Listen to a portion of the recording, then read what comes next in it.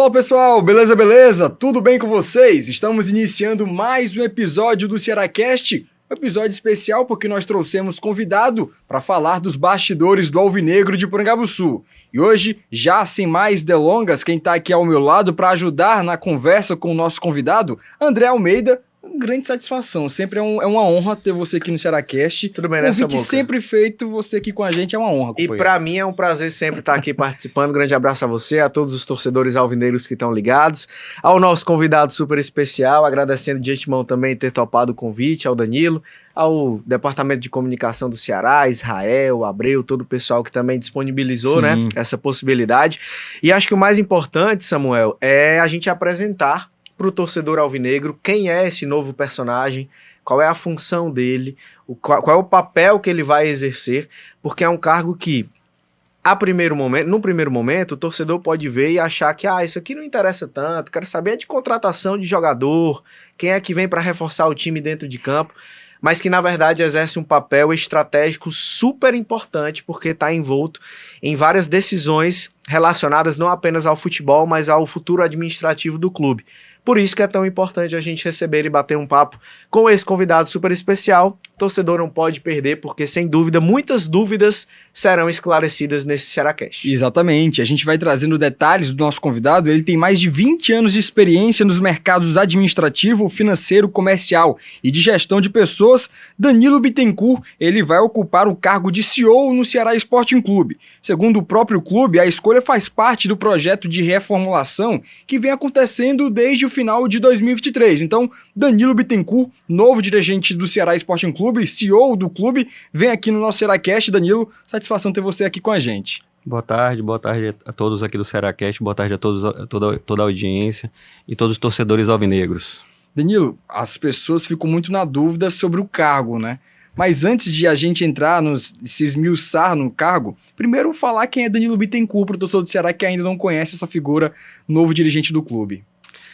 Boa tarde a todos mais uma vez. Eu sou uma pessoa muito discreta, sou baiano, trabalhei por 7 anos no Esporte Clube Bahia,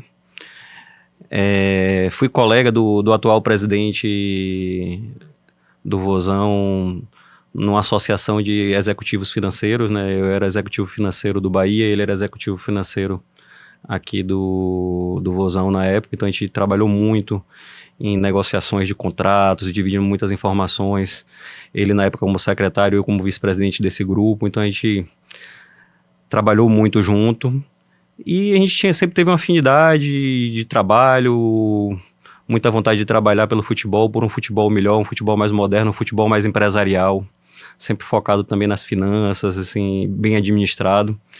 E aí os clubes do Nordeste vêm num momento de crescente, claro que com a oscilação aí de resultados, até porque o poder econômico ainda se concentra muito no Sudeste, mas a gente vem num momento de crescimento grande, né? E a gente vinha sempre trabalhando, conversando bastante e tal.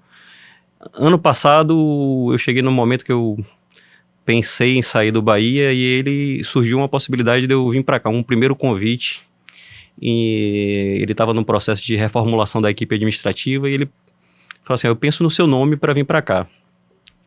Aí eu falei assim, eu fico muito lisonjeado com o convite, mas eu tinha uma situação assim, eu sou pai de 2 filhos, eu tenho uma filha de 11 anos e um filho de 5 anos especial que tem uma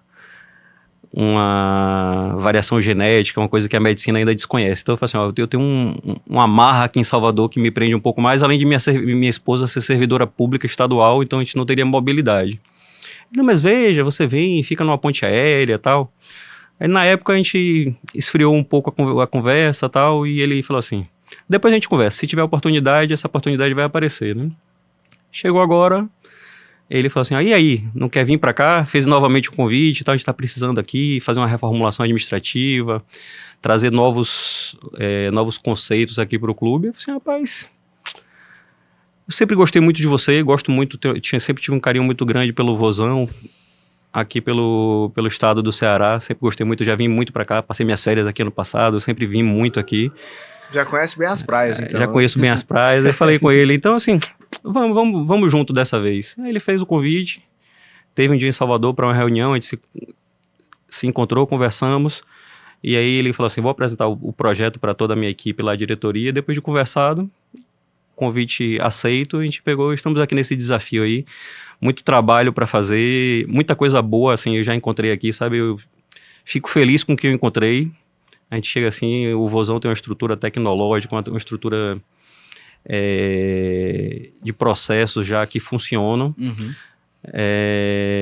Então, assim, eu venho com aquelas missões, assim, de trazer mais transparência, trazer mais processos, escrever os processos de uma forma mais formal, mas já tem muita coisa boa implantada, muitas pessoas, as pessoas lá são bem qualificadas, os processos já funcionam.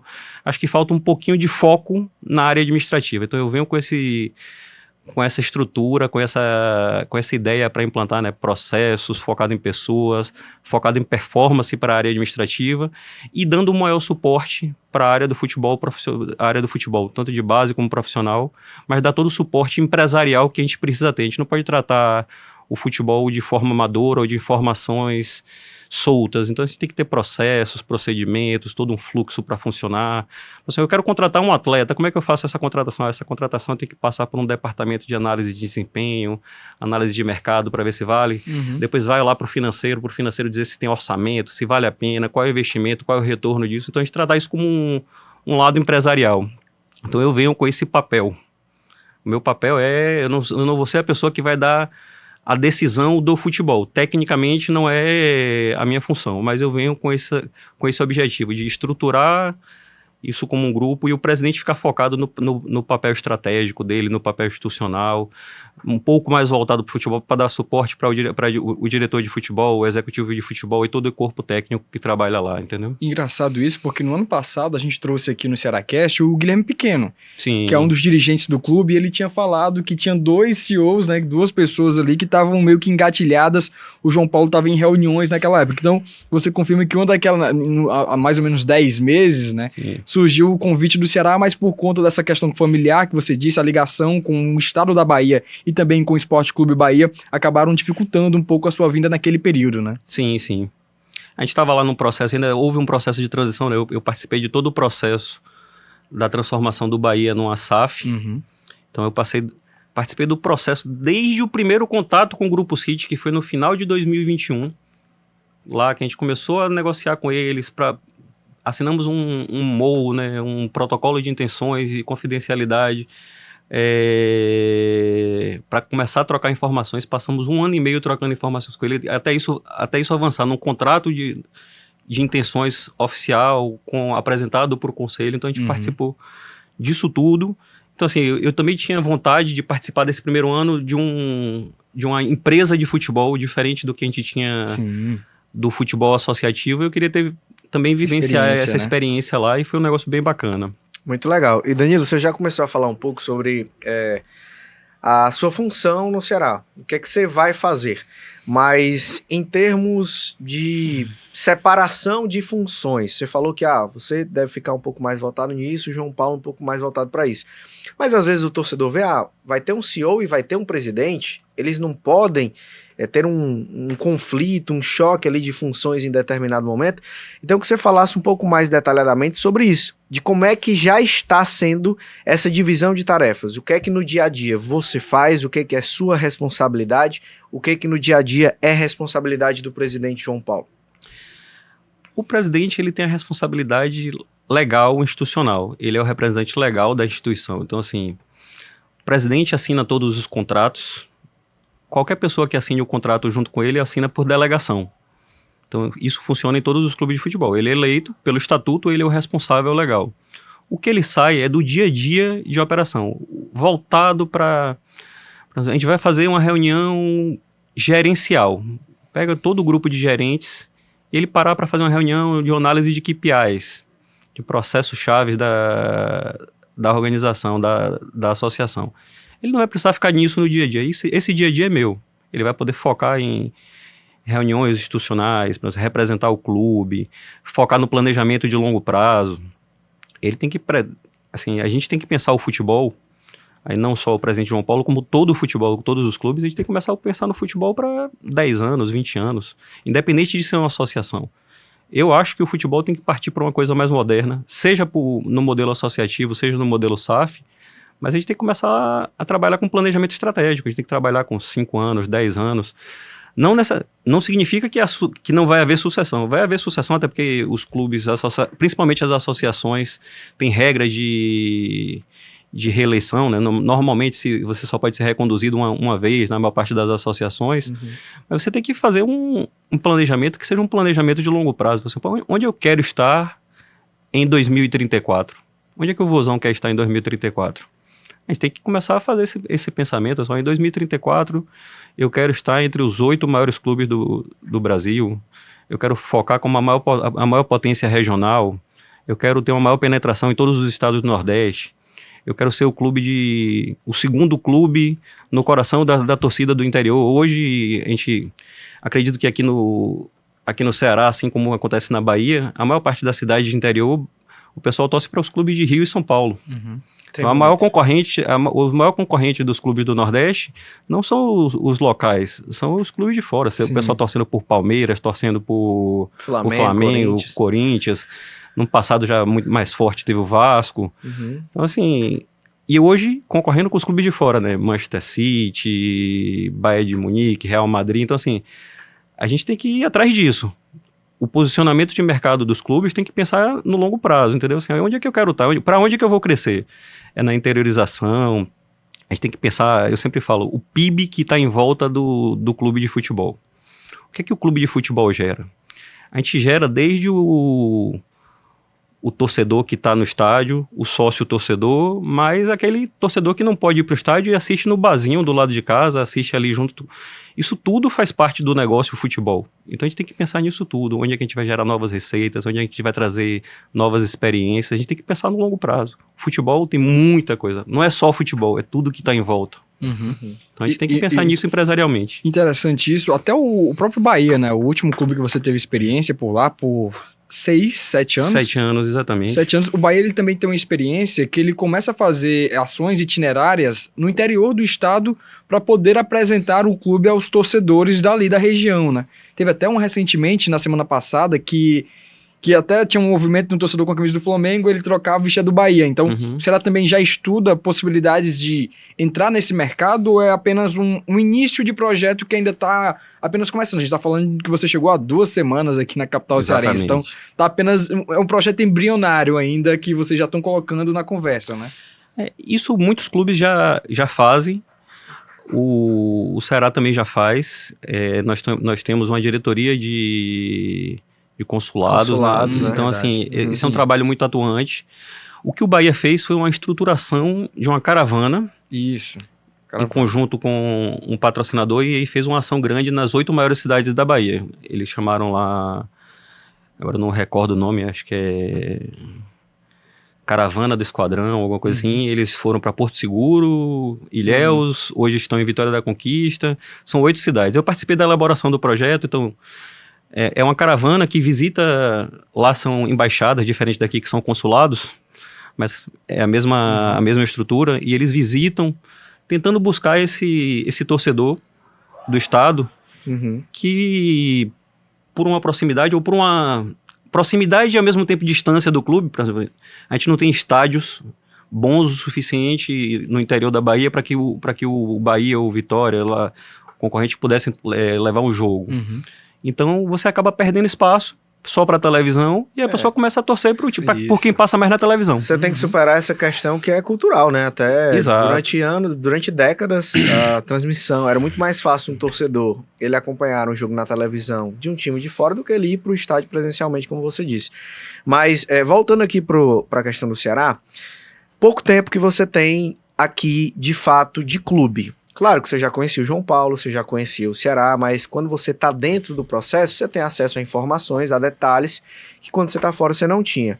Qual é o diagnóstico que você já faz desses primeiros dias do Ceará? Quando você chega, quando você se depara com documentos, não só com a parte de pessoas de estrutura, mas de números em relação a equilíbrio financeiro, qual foi a avaliação inicial que você já fez e quais as constatações que você faz do atual momento do Ceará?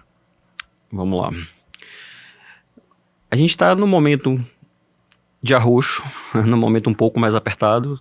Assim, o futebol brasileiro ainda não se preparou, isso é uma coisa que tem que se estruturar e os clubes têm que se organizar em conjunto para que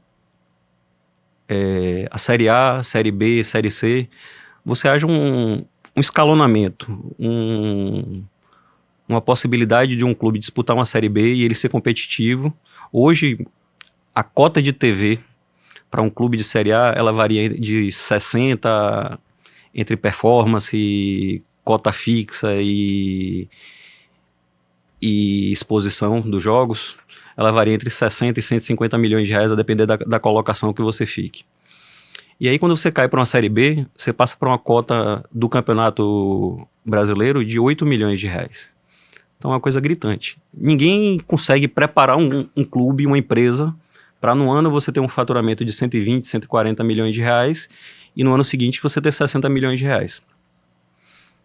É humanamente impossível você pensar isso, e o futebol ainda tem algumas particularidades, diferente de outras empresas, que os contratos de atleta são contratos mais longos, e a lei do esporte, ela garante ao atleta, por exemplo, a manutenção do contrato dele até o final. Então eu assinei um contrato com o atleta até 2027, eu tenho que manter esse atleta, ele só sai antecipado se ele quiser, por um acordo e tal, mas ele tem direito da manutenção do contrato dele. Então é uma coisa que tem que ser muito cuidadosa, por isso que eu falo assim, a gestão empresarial tem que ser muito forte nisso. Uhum. Então o Brasil ainda não está preparado. Nos outros campeonatos, você chega numa Premier League, quando você cai para a segunda liga lá na Inglaterra, você tem uma manutenção do seu status, uma manutenção financeira para que você possa disputar a segunda liga de uma forma mais profissional. Aqui não, aqui a CBF tem bastante dinheiro, mas ela precisa trabalhar isso. Os clubes precisam se unir, formar uma liga também, ou alguma coisa mais organizada, para que você tenha um produto também mais interessante. Acho que o produto Série B ainda não é um produto tão interessante, por isso que ele é um produto barato. A gente tem que estruturar isso melhor para que o futebol seja competitivo. Analisado isso, o Ceará vem passando pela mesma situação, né? Uma queda da série A para a Série B traz um prejuízo financeiro, mas o clube está organizado o suficiente, ele cresceu muito ao longo dos anos para ele estar na série B, com uma folha salarial entre as maiores, com um time que, para mim, vou fazer uma análise de torcedor, tá, de quem acompanha o futebol de forma curiosa. Para mim, a gente está entre os 5, 6 melhores elencos aí para disputar o acesso para a Série A. E, claro que a gente tem algumas coisas, por exemplo, que o futebol brasileiro também ainda traz, que maltrata um pouco os clubes, que é o fluxo financeiro de pagamento. Então, por exemplo, a gente sabe que a gente tem recursos a receber aí em final de ano, mas esses recursos não vêm num fluxo linear. Isso acontece tanto na Série A, que é com aquela verba de performance que só chega no final do campeonato, então você fica o ano todo esperando. Só que o clube não consegue se preparar, você não consegue contratar o atleta e falar assim, atleta, você vai receber seu salário faseado aqui com a verba no final do ano. Então, a gente tem que trabalhar isso para que o campeonato tenha musculatura financeira e o clube vem preparando isso. Isso a gente tem que correr atrás de receitas alternativas, né? Então, a gente vai focar muito em criação de novas receitas para poder que o clube consiga sobreviver bem até o final do ano, com outros recursos que venham, para que a gente continue competitivo. Mas a situação, assim, é uma situação apertada, mas com perspectivas boas de futuro, tá? Então, assim, a gente tem recursos para receber, a gente tem recursos de uma liga, né? O Ceará faz parte da Liga Forte, então tem recursos para receber aí até o final do ano. A gente teve o ingresso agora do Corinthians, que deu uma musculatura grande para a negociação coletiva dos contratos, né? Então, eu acho que tudo está se caminhando para a solução disso, para a solução do modelo que a gente vai seguir para os próximos anos, do modelo financeiro de contratos, de exploração de contratos de televisão para esses clubes da Liga Forte.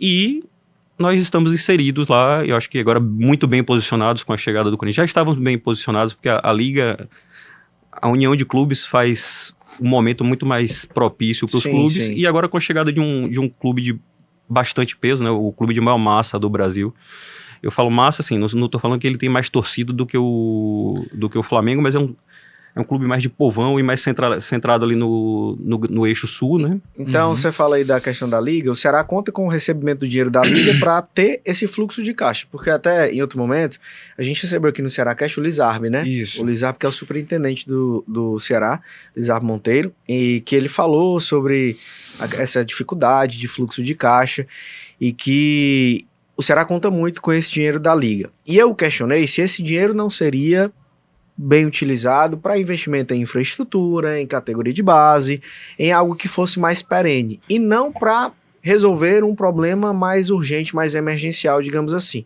Porque quando você utiliza um dinheiro para uma venda de 20% dos próximos 50 anos, é um comprometimento de uma receita considerável, né? Então você vai acabar comprometendo esse dinheiro com algo que você precisa fechar esse fluxo para manter em dias os compromissos, mas que no final do ano, por exemplo, você pode já ter esse dinheiro, uma boa parte dele, se não ele na sua totalidade, comprometido.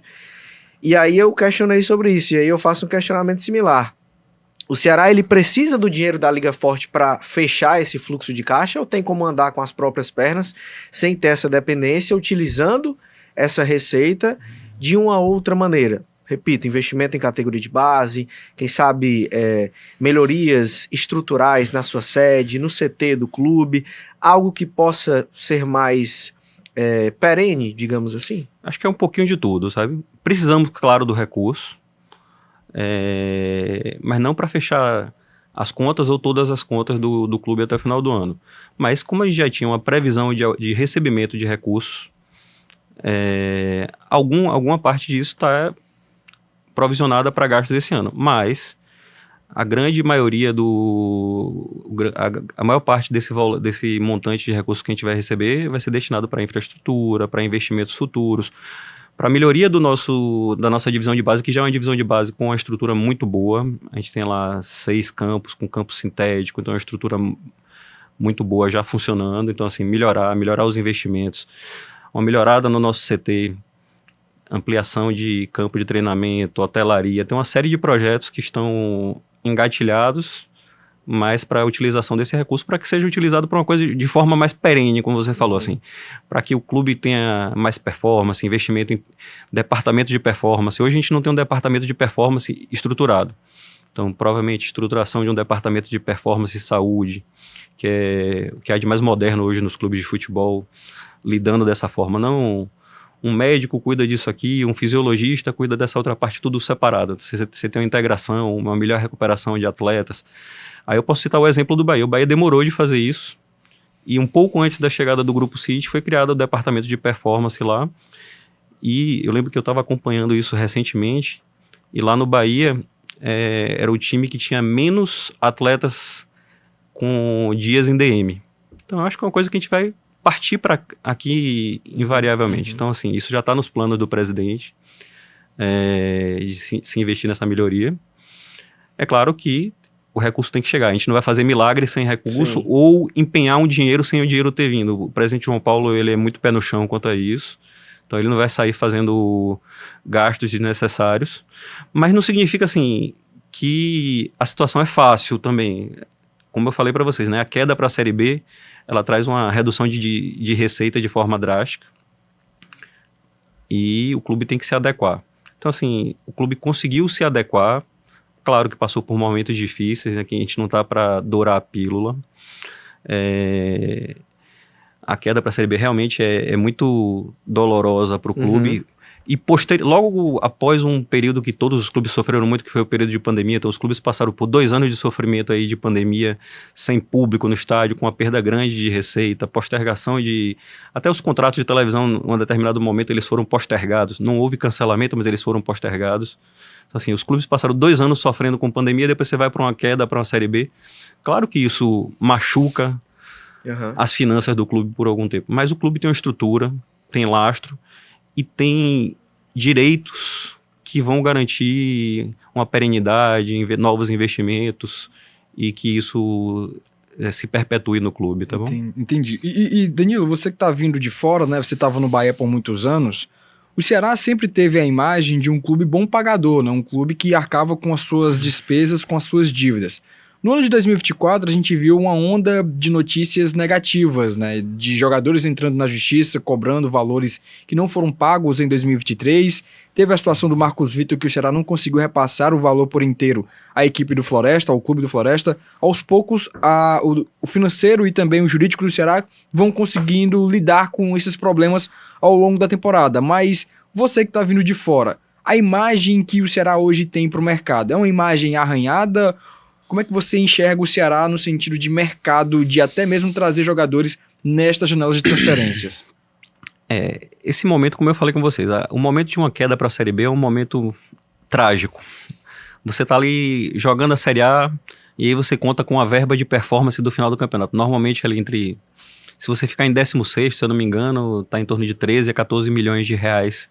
Então você conta com esse recurso. Aí você fica em 17º no campeonato, 18º, na Série A você deixa de receber esse dinheiro. Então você já cai o ano com o dinheiro que você estava contando, porque ninguém planejou o ano para ser rebaixado. Então você já cai com uma perda de receita considerável. E aí você vai para uma queda de receita do seu ano seguinte, que abala efetivamente o fluxo de caixa do time até que você consiga se organizar. Então passamos aí por alguns momentos difíceis sim esse ano, mas todas as dificuldades que enfrentamos aí, que saíram na imprensa, elas foram contornadas, foram feitos acordos, a gente honrou com esses pagamentos. Às vezes é uma questão de um fluxo de caixa, é um dia de pagamento que a gente estava esperando um recurso, esse recurso caiu antes. Efetivamente acontece, estava atrasado, estava, mas foi regularizado, então o clube vem honrando, vem tentando, vem fazendo esforços, e a gente vai fazer agora também vamos dizer assim, uma gestão de crise, então vamos organizar esses pagamentos. Já sentei com o jurídico, então assim, é um dos nossos focos com o jurídico e com o financeiro, a gente estruturando ações da transparência nas negociações. Estou entrando em contato com todo mundo que tem algum tipo de pendência. Então às vezes segura um pouquinho aqui, vamos fazer isso aqui, ou então você aparece para o fornecedor e fala assim, não, minha proposta de pagamento é essa, vamos organizar isso. É um aparecer, é um dar transparência no processo, que eu acho que faltava uma pessoa com tempo suficiente e com experiência. Eu passei por isso no Bahia porque, diferente um pouco do Vozão, a gente teve ali pandemia, que a gente passou por um sofrimento desse, e logo depois da pandemia o Bahia caiu. Então a gente passou por esse mesmo cenário lá. Cenário muito similar, e a gente fizemos uma equipe de gestão de crise. Eu liderei essa equipe, então a gente negociou e a gente conseguiu passar. Passamos por muitas dificuldades também lá na época e conseguimos estruturar e vencer. E vamos fazer a mesma coisa aqui no Vozão. E o Vozão tem mais possibilidades do que a gente tinha na época lá. A gente não tinha um dinheiro de uma liga para receber e que nos permitisse, por exemplo, honrar com compromissos e ainda fazer investimentos. A gente não tinha esse recurso para receber lá. Então a gente teve que administrar, como a gente diria, lá na unha. Então a gente está preparado para isso. Certo. Você falou aí sobre a questão da queda de divisão, que de fato, inquestionavelmente, tem um impacto enorme. Mas, ainda assim, mesmo com essa grande dificuldade que o Ceará teve que lidar, em 2023, que você não estava aqui, o Ceará tinha um dos maiores orçamentos da Série B e também de folhas salariais, mesmo assim não chegou nem perto de brigar pelo acesso. Em 2024, já está nessa briga como um postulante, mas também tem uma das maiores folhas salariais da Série B, como você disse, um dos maiores orçamentos. Mesmo com essa dificuldade, para a realidade de Série B, o Ceará não está entre os times que têm menores investimentos, pelo contrário. Então, a questão repito, mesmo sabendo da queda de divisão, a questão é realmente só a falta de recursos, ou você sente que precisava de um melhor alocamento desses recursos, pensar estrategicamente onde é que vale mais investir, o que é que compensa mais, porque, repito, quando você olha para os times que estão na Série B, para os orçamentos que lá estão, o Ceará tem folha salarial, inclusive, maior do que elenco de Série A, do que time que está na Série A do Campeonato Brasileiro, ou pareado com equipes que estão jogando a elite do futebol brasileiro. Então, a questão é só falta de dinheiro, ou é realmente pensar uma maneira de alocar de forma inteligente os orçamentos? o direcionamento da estratégia do clube, né? O clube se programou para subir ano passado. Ninguém faz a programação de gestão falando, como eu falei para você, todo mundo se programa para jogar uma Série A e ter a permanência na Série A. Todo mundo se programa para jogar a Série B, subindo para a Série A. Então, infelizmente, ano passado chegou em um determinado momento ali, acho que 38 pontos, ainda tinha alguma possibilidade, e aí ficou-se para trás. Acompanhava, como sempre, como acompanho o futebol, sempre curioso, sempre acompanhando, e até pela relação que eu tinha com pessoas do clube. Para esse ano, nossa folha não está nesse nível acima de clubes da Série A, não. Estamos um pouco abaixo, mas efetivamente o Vozão cresceu ao longo dos anos, e mesmo numa série B, a gente tem recursos para se ter uma estrutura maior. Mas quando a gente olha a folha salarial, a gente não pode falar só de futebol. Nós temos uma série de outros esportes, nós temos futsal, futebol feminino, nós temos divisão de base, temos uma estrutura administrativa grande que não se desmobiliza e ela continua funcionando, porque o clube é para sempre. Uhum. Então, tem tudo isso envolvido.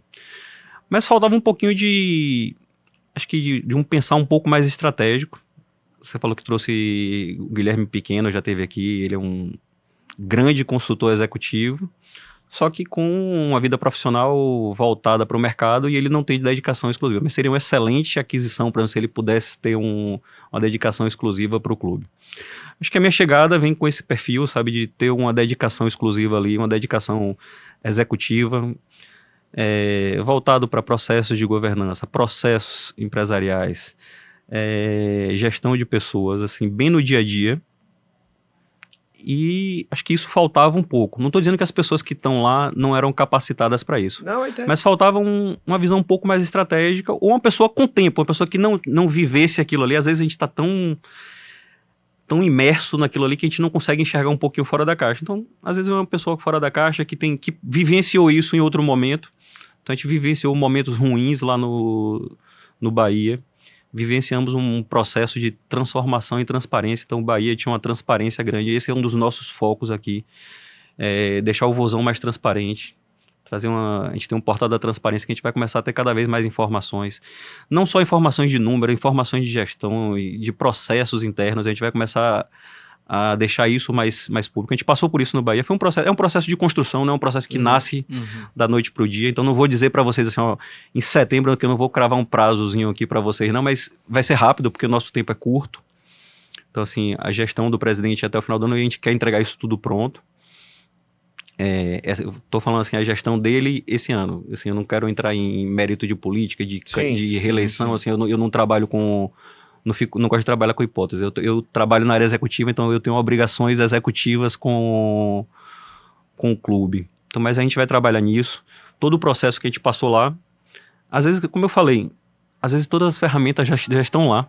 Falta poxa, por que eu não botei isso aqui no ar? Cria um portal da transparência, vamos lá, coloca os borderôs dos jogos, quantas pessoas trabalham no clube, tudo que elocubrando uma série de coisas que a gente pode ter. O Bahia chegou num nível de transparência que o Bahia publicava fluxo de caixa, balancetes, DRE, balanço. Trimestrais, inclusive. Exatamente. A nossa meta é essa, vamos fazer isso. Já estamos terminando agora os números do primeiro trimestre, segundo trimestre, para a gente começar a colocar no ar de uma forma transparente, e vamos começar a dar a transparência que o Vozão merece. Os números estão lá, os números sempre foram divulgados, anuais. Não tem porquê, assim... Não tem nada a se esconder. Se o número é divulgado anual, você divulgar ele de forma trimestral é só um esforço e uma preparação documental que às vezes a equipe não estava pronta para isso. Mas a gente vai deixar a equipe pronta, afiada, fazer os ajustes necessários para que isso esteja disponível. É simples.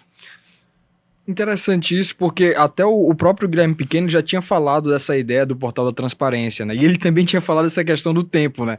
A rotina dele, pessoal, e com o trabalho que ele tem extra-clube, acabava atrapalhando um pouco o desenvolver dele junto com o Ceará nessa parte mais administrativa. Mas falando em setores que ficam nas suas mãos e outros setores que ficam nas mãos do João Paulo, você poderia dividir para a gente o que é que fica, por exemplo, marketing, comunicação, outras questões de financeiro, fica na sua alçada, fica no do João Paulo. Poderia detalhar pra gente como é que ficou melhor essa divisão entre você e o presidente do clube, Danilo? Todas as áreas são do presidente do clube. Ele tá envolvido em todas, Então, né? assim, todas as áreas administrativas, vamos dizer assim, vamos chamar de business, todas as áreas de business, o dia a dia estarão comigo e eu reportando para ele, tá? Certo. Mas ele não precisa ele não precisa estar numa reunião, vamos dizer assim, ele não precisa receber um colaborador para saber se vai pedindo um adiantamento de salário, ou saber se as férias de todos os colaboradores estão em dia.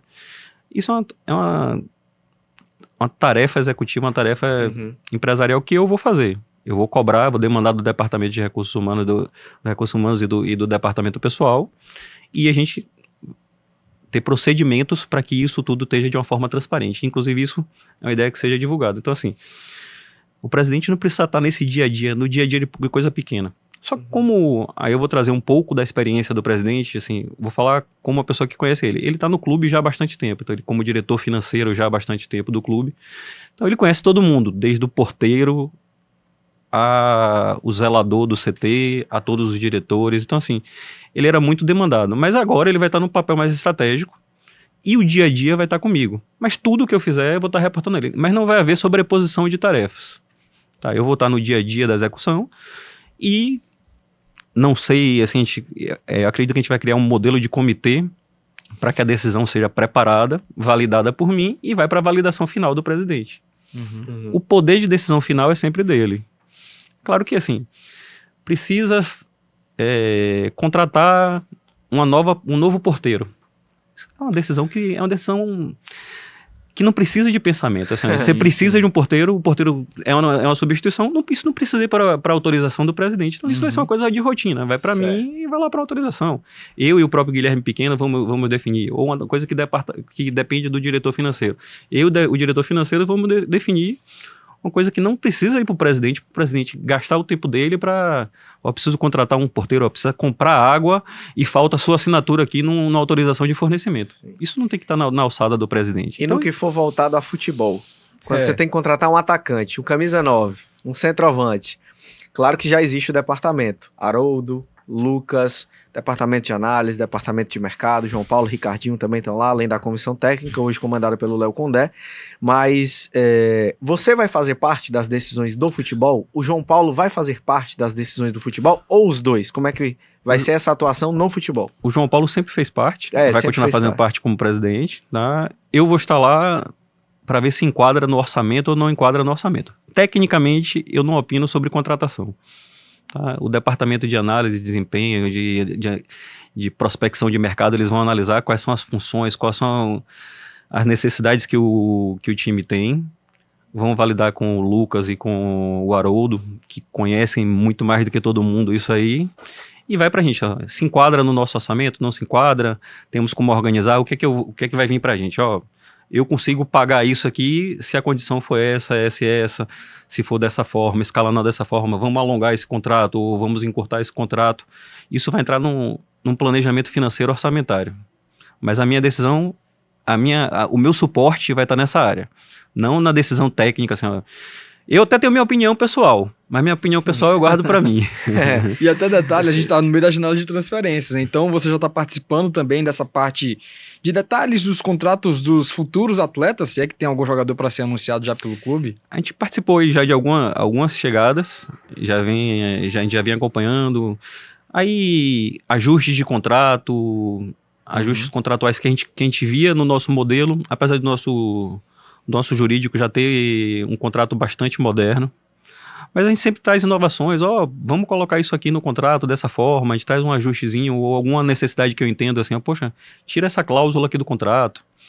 São coisas simples que a gente vai colocando, vamos lá. Quando a gente vai assinar um contrato, aí o atleta fala assim, não, eu quero que o foro seja do contrato de exploração de imagem seja São Paulo. Não, o foro de todos os nossos contratos é a capital do Ceará. Então vai ser sempre assim. A gente não vai abrir mão disso. Se o clube joga aqui, tem seu mando de clube aqui e a sede aqui, então os contratos vão ter isso.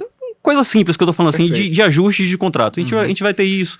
Então a gente vai ter um memorando de contratação mais organizado. A gente já acertou isso com o Haroldo e com o Lucas. Eles já criaram um modelinho. Eu já trabalhei com o Lucas. Lucas foi executivo de futebol do Bahia.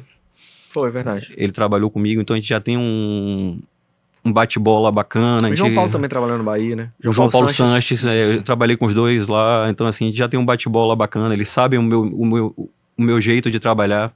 Acho que eles dois validaram bastante quando o João Paulo, presidente, falou que tinha feito o convite para mim, ele já me conhece. Não, pô, a gente conhece ele, eu trabalhava numa transparência, ele tinha o grau de informação e de firmeza das informações junto aqui, a gente trabalhou bastante junto com as negociações do empresário. E vou falar para vocês, a gente passou um sufoco lá. O Bahia, quando caiu devendo bastante. E a gente conseguiu fazer uma gestão de crise lá, conseguimos organizar, recuperar a credibilidade de mercado, organizamos a casa e subimos bem. Uhum. Então a gente vai fazer a mesma coisa aqui. Perfeito. Você falou, retomando um pouquinho da sua resposta anterior, um ponto muito interessante, de estruturar o clube, o departamento de futebol e os seus funcionamentos, o futebol não apenas o profissional masculino, mas base, futebol feminino também, e também no médio e longo prazo.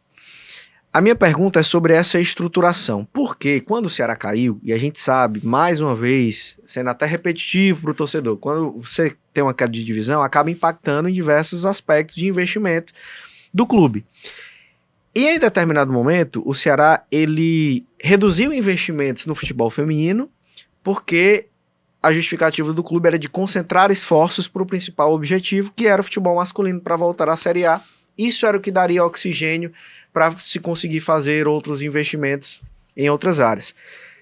Como é que você pensa em estruturar isso? E eu já pergunto também em relação a investimentos no futebol feminino, na categoria de base, porque, por exemplo, o Ceará vendeu agora há pouco tempo o Jonathan, que foi o zagueiro que foi para o Cruzeiro, maior venda que o clube já fez, né? Venda direta, porque em outros atletas o Ceará tem mecanismos de solidariedade, direitos econômicos para venda futura, acabou recebendo mais em outras negociações, mas de venda direta, o Jonathan, da base do clube, foi o jogador que conseguiu entrar aí como a maior venda. Então, como é que você pensa em estruturar isso para que uma queda de divisão, por exemplo, ou uma permanência numa Série B, um não acesso, não ocasione impactos tão significantes em outras modalidades do clube? Porque o futebol feminino, o termo ele pode ser até um pouco forte, mas ele meio que foi sacrificado porque o masculino caiu de divisão. E o Ceará tinha acabado de ser campeão brasileiro da Série A2, tinha uma perspectiva boa de disputar a primeira divisão, mas acabou não indo bem por conta dessa falta de investimento. Então, como é que você pensa em fazer essa estruturação para que cada categoria tenha o seu fluxo de caixa, tenha o seu investimento certinho, para que uma coisa não fique tão dependente assim da outra, apesar de entender o impacto que uma queda de divisão tem? Bem, vamos lá. A gente já vem trabalhando assim, desde que eu cheguei, já estou trabalhando com o departamento comercial para a gente tentar trabalhar propriedades separadamente. Então, assim, o futebol feminino, ele merece uma atenção especial. Então, assim, você negociar patrocínios diretos para o futebol feminino. Você tem um patrocinador master para o futebol feminino. O futebol feminino no Brasil, infelizmente, ele ainda é muito deficitário. Os clubes recebem uma ajuda de custo da CBF, mas que passa longe de cobrir os gastos assim, necessários com folha, com deslocamento, com tudo que é necessário para você ter um futebol de qualidade. Isso ainda é uma triste realidade no futebol brasileiro. Você chega no CT, você tem um mega CT para o profissional, isso acontece em quase todos os clubes, tá? Você tem uma mega estrutura para a divisão de base, e aí você tem o futebol feminino alojado numa casinha ali, sem os profissionais adequados, ou dividindo os profissionais para todas as áreas. E os clubes acabavam se baseando na obrigação de você ter o futebol feminino, né? Você está na Série A, para você ter a licença, você tem que ter a obrigação de manter ali o futebol feminino. Agora você tem a obrigação de ter o time de base também.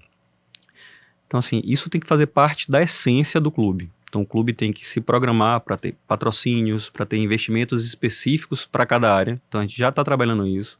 Já estamos trabalhando com o diretor comercial. A estruturação disso para venda de patrocínios, para venda de cotas específicas para o futebol feminino, que é um produto interessante.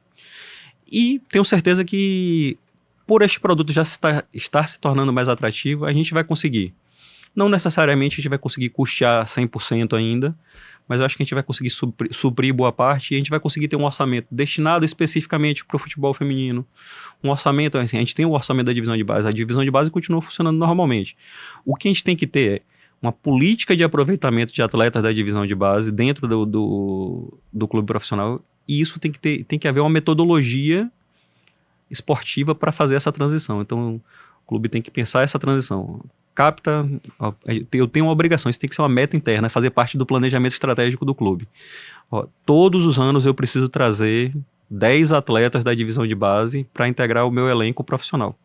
Clube que não é gerador de riqueza tão forte, que é o caso aqui dos clubes do Nordeste, ele tem que entender que ele tem que ser um clube formador, gerador de talentos para outros clubes.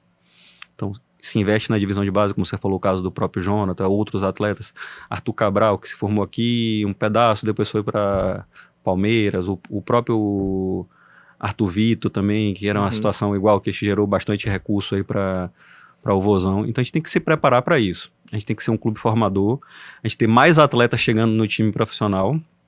Hoje a gente tem uma meta interna, mas a gente tem que aumentar essa meta, para que o clube gere seus próprios talentos, para que todo ano, quando ele for montar o elenco, ele tenha ali, a sua espinha dorsal venha da divisão de base, que você possa ter um elenco para você disputar outras categorias, e você faz os complementos, claro, o atleta de mais nome, com mais respaldo para cada função, mas sempre mesclando, porque aí você vai trazendo aquele talento, aquele destaque, como a gente tem aí agora o Pulga se destacando e outros atletas, outros tantos que já passaram.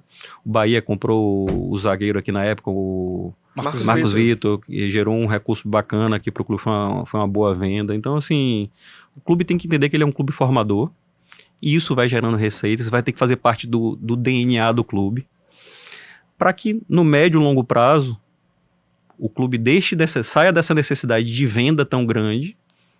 Isso não é uma coisa que vai virar para amanhã, mas é uma coisa para 3, 4, 5, 7 anos, e aí você começa a gerar receitas tão recorrentes com divisão de base que daqui a pouco você tem tanto atleta subindo e sendo aproveitado no profissional que você está gerando receita ali o tempo todo.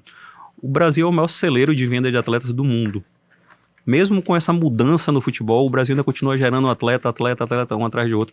Você pegar qualquer estudo que tem aí, acho que o Brasil manda por ano, acho que em média, 1.200 atletas para fora do Brasil, para todos os tipos de campeonato.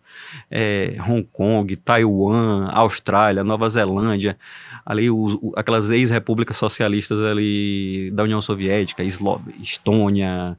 Tem uma série de campeonatos, vamos dizer assim, alternativos, né? E mercados que são pouco explorados ainda pelo futebol brasileiro, mas a gente gera. O Rick diretamente para a Bulgária, né? Foi. Bulgária. Até pouco tempo, o Rick que revelado na base do clube, Rick Jonathan, e que jogou Série A, inclusive, e foi uma venda direta, né? Então era algo que antes não acontecia. Exatamente. E ainda falando sobre essa estruturação do Ceará, você falou que participou daquela transição do Bahia Associativo para a SAF, né? O Grupo City comprando alguns direitos ali da equipe baiana.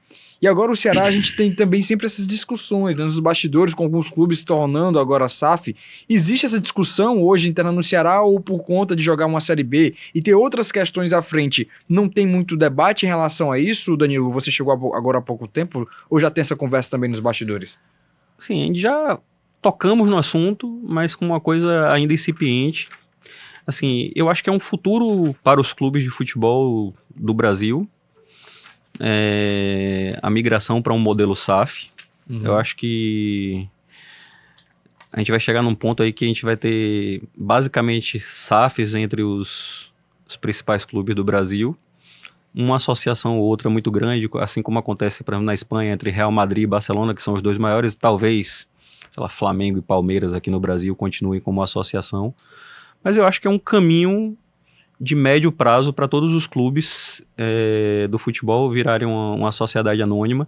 Agora, existem vários tipos de sociedade anônima do futebol. Você tem a sociedade anônima com o investidor que bota parte do dinheiro, mas não participa da gestão. Você tem a sociedade anônima que pode ser do próprio clube. É porque a gente fica pensando no modelo que é do que aconteceu no Bahia ou do que aconteceu no Botafogo com o John Textor. Comprou, virou dono, né? Comprou, virou dono. Mas a gente pode criar uma SAF e o clube ser dono de 100% da SAF. Tem muitos modelos aí, né? Muitos modelos, você trazer, por exemplo, eu sempre cito que um modelo do mundo que me agrada mais, aí é uma coisa pessoal para Danilo, não estou falando aqui como o Bayer, que é um modelo associativo, e eles trouxeram 2 investidores ali minoritários, 2 ou 3 investidores minoritários, e o clube continua sendo da associação, só que é um clube profissionalizado. Ele é uma sociedade anônima do futebol, números divulgados, ações negociadas, está tudo organizado. Mas eles criaram um modelo e a associação continua sendo dona lá. Então eu acho que esse é o melhor modelo, o modelo que mais me agrada no mundo, tá? Mas quando você veio para o Ceará... Mas a gente não está tratando disso aqui ainda não. Tranquilo.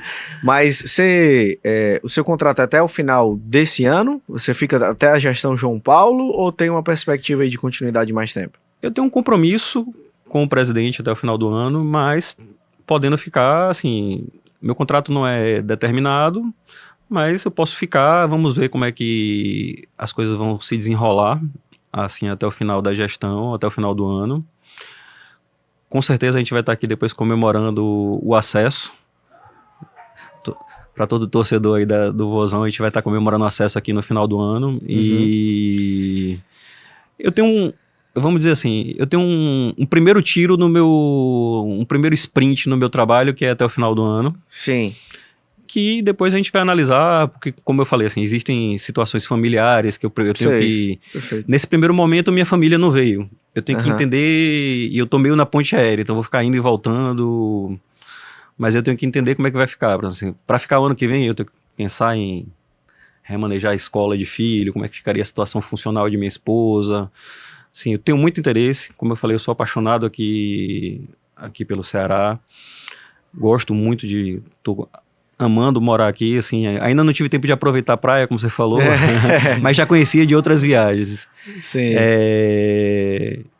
E meu compromisso, meu interesse é sempre a longo prazo, tá? Eu planejo para longo prazo, mas meu compromisso inicial, meu primeiro sprint aí, até o final do ano, a gente entregar um clube mais moderno, mais transparente, trabalhar normas e procedimentos, a gente vai encadernar tudo, a gente vai imprimir todas as normas, todos os procedimentos, e o clube vai ser muito mais transparente, tá com isso tudo que já era feito, mas não tinha alguém com aquele olhar assim, vamos imprimir isso aqui, pô, como é que funciona isso? O processo de compras aqui do clube, como é que isso funciona? Existe um processo de compras formal lá, através de um software, a pessoa entra no ERP, faz uma requisição de compra, tem todo um processo, só que isso não está escrito.